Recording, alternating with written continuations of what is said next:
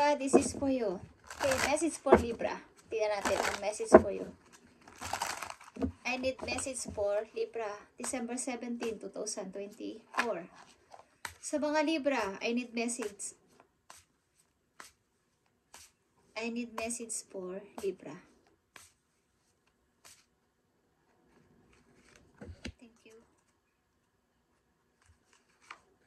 Okay. 3 months from now. Okay? 3 months from now, guys. Sa March 27. Anong meron? Sa March 27, anong meron, Libra? Okay?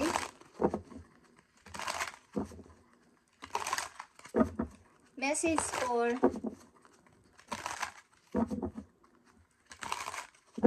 Libra. Maring may kaugnayan kayo sa Aries o may involved na tao sa inyong Aries o energy.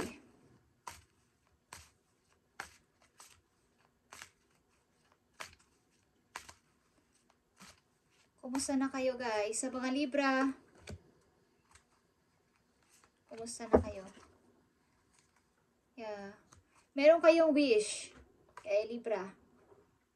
Meron kayong target, big target, something na ito ay big target para sa inyo na gusto nyong mangyari, kaya marami kayong pinagtitiisan. Okay? Okay, first message for Libra. Not in this time, not in this lifetime. Number 10 is manifestation. Okay. Kung may gusto kayong mangyari o matupad na mga prayers ninyo is, i-manifest nyo to ng todo-todo o something na ito yung big target ko, Lord. Ito yung gusto ko mangyari. Hindi ito pang matagalan ang kung ano mang nararanasan nyo sa ngayon, problema man to o sakit sa ulo ng mga tao sa paligid. Hindi ito pang matagalan ninyong mararanasan. Okay? Yeah. Speaking of sakit sa ulo, kayo ay nag-o-overthink. Mukhang kayo ay may mahirap mag-decide. Sabi nyo. Mahirap pumili, mahirap din mag-decide. So, ang nangyayari dito is nagbubulag-bulagan kayo sa situation. Hindi kayo makapagsalita ng alam nyo ang tama, pero hindi kayo makapagsalita because baka may magalit sa akin. Baka may masaktan akong tao. Okay? Libra, nag-o-overthink kayo sa kasalukuyan maybe. Nandito ang it's worth the time.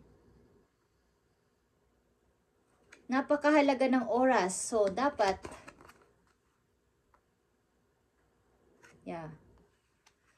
ang tagal nyo nag-iisip sa bagay na to, ano man tong bagay na to, o pagdidesisyonan nyo na to is napakatagal nyo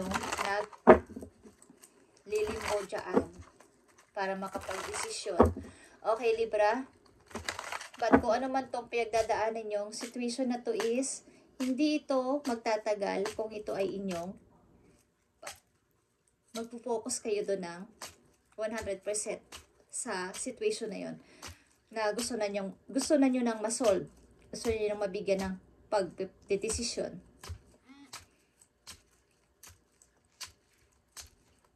Kumbaga, nagpipigil kayo ng galit. Ginagawa ninyong kalmado lang ang sitwasyon. Kahit alam ninyo na parang sasabog na kayo is, konti pa. Kailangan ko pa magtiis. Okay, so nasasayang ang oras. Mahalaga ang oras. Bawat oras na tumatakbo is dumadaan ang araw. Tingnan natin ang 2 of Swords dito para kay Libra. Ano ba to, Libra? At King of Cups, nandito ang Scorpio energy. Okay. Speaking of naglilimbo, kayo ay naglilimbo talaga. May bumabalik ba sa inyong person at something na stuck ang isang tao dito o still holding kayo o vice versa, okay? 8 of Wands and 7 of Wands. Urong-sulong na pagdedesisyon.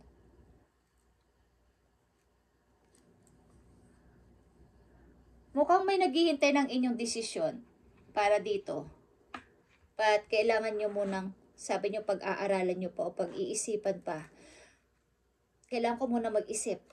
But alam nyo naman na yun ang dapat gawin. Yun ang dapat na pagdesisyonan. But hindi nyo agad na mapinpoint kung ang sagot nyo ay yes or no. Okay, Libra? Tingnan natin ang King of Cups dito. Two of Cups and King of Cups. Kayo in love sa tao na to. O dalawang tao.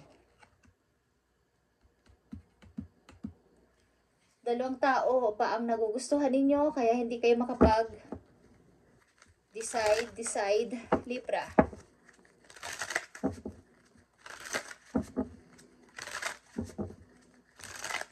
Tingnan natin to.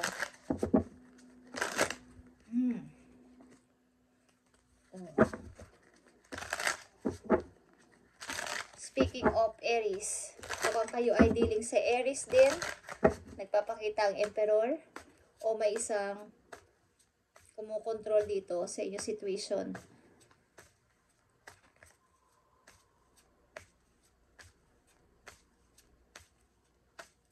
Tingnan natin ang message for you, Libra, dito sa Two of Swords. Two of Swords sa mga Libra. Ano ba itong kanilang pinagdadaanan sa kasalukuyan? Spirit Angels from Heaven. Spirit Guides. Anong kanilang pinagdadaanan sa kasalukuyan? At King of Pentacles. Urong-sulong na pagpaplano, guys. Okay. Two of Swords. Okay, Knight of Pentacles. Meron maybe nag-aalok sa inyo ng isang magandang opportunity. But hindi nyo alam sino ang inyong pagdidesisyonan. Sino sa dalawa ang aking pipiliin? Ang isa ay parang small offer lang.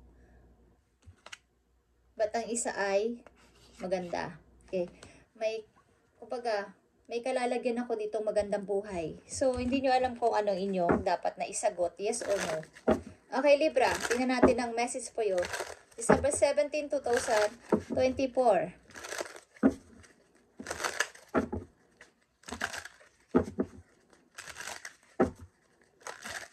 Message sa kanilang situation sa mga Libra. Kailangan ninyong manghingi ng guide sa taas, guys, kung hindi kayo makapag-decide. Siguro tahimik muna kayo, but meron naman kayong plano. Yeah, opportunities ito, guys, okay? Opportunities is nagbabatya sa inyo. Maaring may small and big opportunities na nanghihingi sa inyo ng sagot kung yes or no.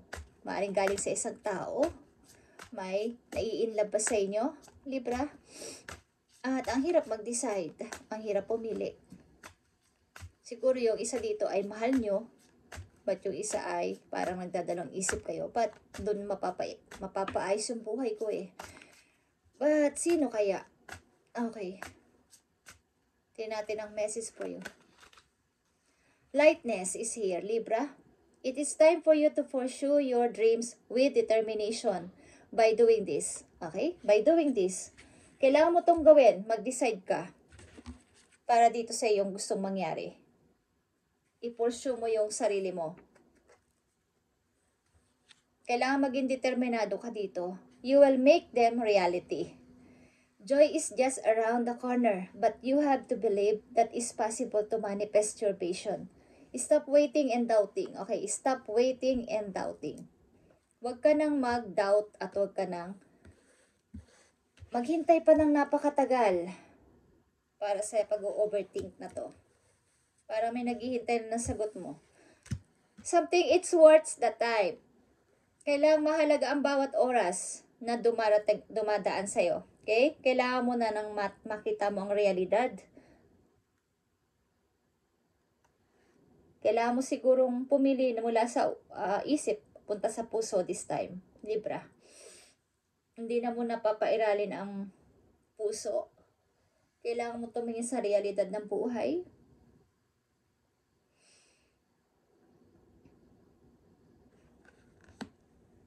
Tingnan natin. Message for you.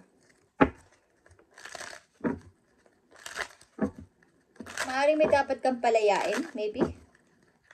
Para tuloy-tuloy kang makapag-forward sa bago mong tao na nakilala. Na to. Okay. So, tingnan natin ang message for you, Libra, para sa inyong situation. Kaya, meron kayong big target, like I said sa una pa lang. Kaya mag-focus kayo sa big target na to. Malaking target ito para sa inyo, ang pag-angat sa buhay. Maybe kayo ay maglalayag. Ta-travel, I mean. At something na sayang opportunity na to kung papaligpasin nyo sapagkat nandito ang 9 of Pentacles, guys. Kailangan nyo muna maging silent sa inyong plano this time.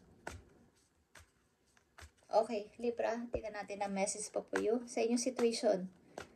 Sa inyong situation na to, Spirit Guides from Heaven, bigay mo ang tamang message for Libra. Don't allow negative emotion to fester. If you are feeling frustrated, angry, or hurt, for example, just acknowledge that instead of fighting your feelings. Go with them and work with them. Then, true healing can really begin. Okay. Kung may nararanasan kayo sa ngayon na kayo ay nagagalit o naiinis, o may yung tao na yun ang hirap sa inyo kaya hindi kayo makapag-decide, is kausapin ninyo. Kumbaga, sabihin nyo ang gusto nyo sabihin. At doon din kayo makakasumpong ng totoong paghihiling sa sarili. At pag-let go na rin. Okay. Message for Libra. Tignan natin yan, guys. Ano ba yung nangyayari sa inyong pag-ibig yan, maybe, na kayo ay gulong-gulo. Kung sino sa kanila. Maybe pareho silang may offer sa'yo. At ang hirap naman pumili kasi.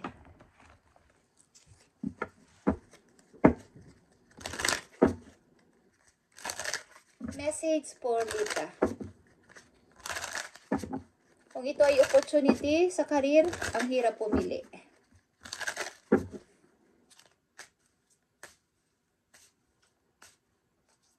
Message for Libra. December 17, 2024. Maaaring guys, ang inyong naging karelasyon sa inyong past is mag-different na kayong path na tinataak sa buhay. Maybe may iba na silang nakasama o ikaw din. O kung single ka pa. But kailangan na itong i-let go, okay? Para piliin itong bago. Kay Libra, tingnan natin ang message for you. Nandito ang gratitude, guys. You need to be grateful for love already present in your life to attract more it. Kung kayo nasa pag-ibig na is maging masaya ka sa nangyayari sa inyong relasyon para lalo kayo maging mas mag-grow pa ang inyong pagsasama ng person na to. Kung kayo nasa relasyon na, Libra. At nandito ang express your love. It is important to let people know that you love them. You have nothing to lose. Okay, meron kayong unrequited feelings sa isang tao maybe. Kaya ang hirap magdesisyon kung pipiliin nyo na tong bagong person. Meron pang unrequited love dito. Hindi pa tapos na pag-ibig sa isang tao na inyong minahal. Binigyan ng maraming, kumbaga nag-invest kayo doon ng feelings na madami. Hindi birong pagsasama ng dalawang person. Okay, last two message for Libra para sa kanilang reading ngayong December 17, 2024. Last message. Last two message sa inyo, sa mga Libra.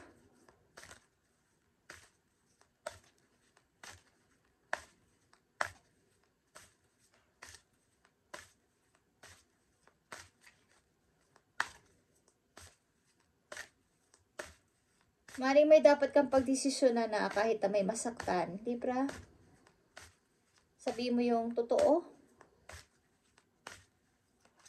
Kung may dapat kang piliin, is kailangan gawin mo na. Okay? It's time for you to pursue your dreams. Huwag ka na magpatumpik-tumpik pa sapagkat sayang ang oras. Last 2 message for Libra. Thank you. Justice is here, okay? Justice. And 4 of Wands.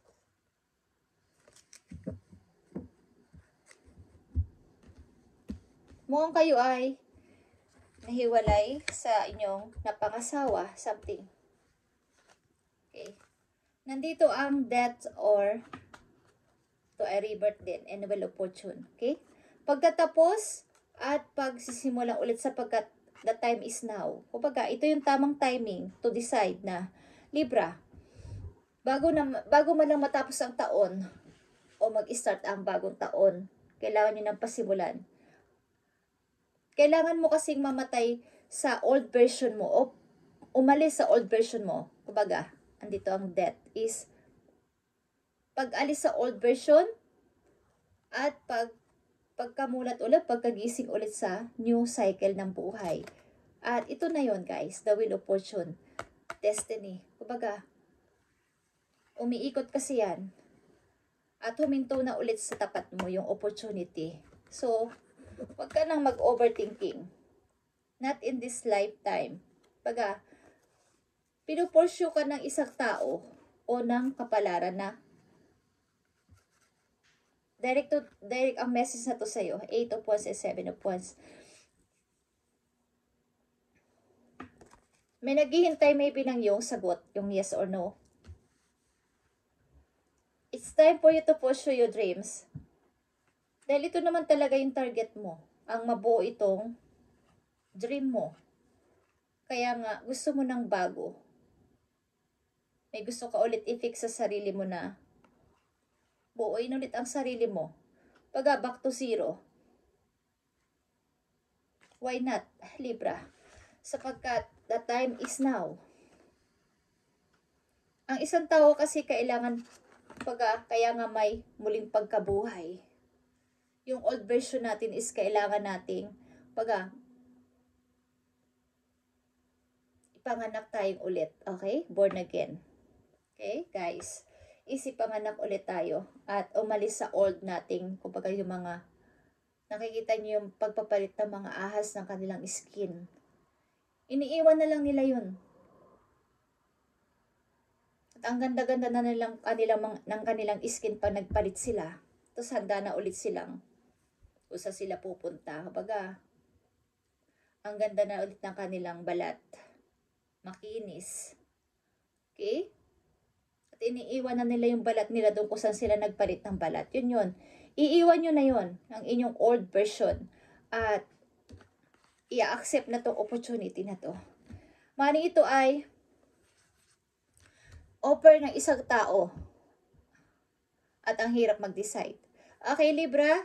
Sa mga Libra na nandito sa reading, sana kayo makapag-desisyon na sa lalong madaling panahon sapagkat ito ay ibinibigay sa inyo na, okay, yeah. Nakita nyo tong Chariot.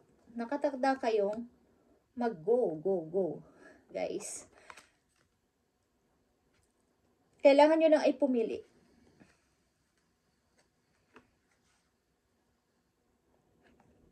Judgment. The truth. Pagpasok sa new door. Okay? After ng mga kabiguan sa buhay.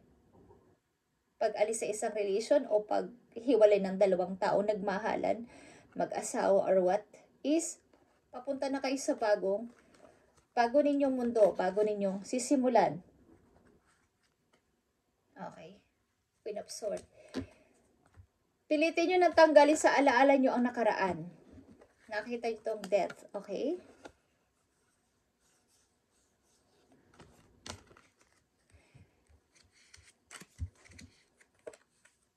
Justice. Page of Wands. Yeah, guys. Kayo ay may lovers. Thank you, Libra, and God bless sa inyo lahat, guys. Pagpalain kayo ni Lord sa inyong mga gagawin at gagawin pa. Salamat and God bless.